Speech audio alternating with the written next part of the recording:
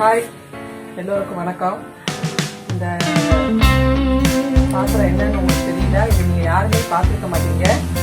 இதுதான் ரொம்ப ரொம்ப பழமையான ரயில் அடுப்புன்னு சொல்லுவாங்க. ரயில் அடுப்புக்கு என்ன சம்பந்தம் அப்படின்னு யோசிக்கலாம். அந்த காலத்தில் சேத்ராடம் போகிறதுக்கு, காசி ராமேஸ்வரம் இதுக்கெல்லாம் போகிறதுக்கு சமையல் பண்ணுறதுக்குமே பிரத்யேகமாக தயாரிக்கப்பட்ட ஒரு பாத்திரம். இதில் என்னென்ன இருக்குது அப்படின்னு சொல்லி உங்களுக்கு காமிக்க போகிறேன்.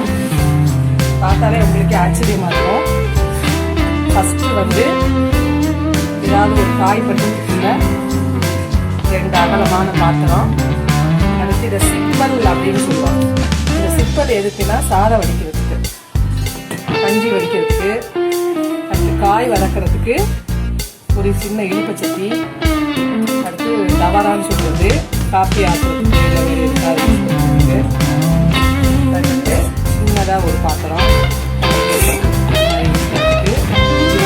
பாத்திரங்கள் சைஸ் வாரியாக கொடுத்துருக்காங்க. அதே மாதிரி தண்ணி மோதுறதுக்கு சின்னதாக ஒரு சொம்பு,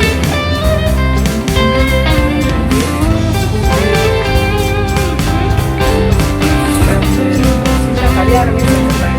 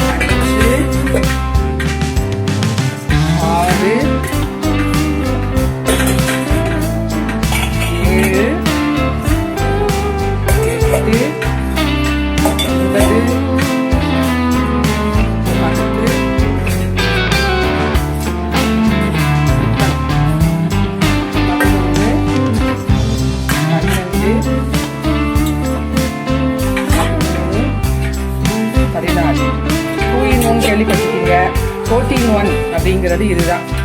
இந்த வீடியோ உங்களுக்கு பிடிச்சிருந்தா லைக் பண்ணுங்க, இல்லைன்னா ஷேர் பண்ணுங்க, சப்ஸ்கிரைப் பண்ணுங்க. தேங்க்யூ.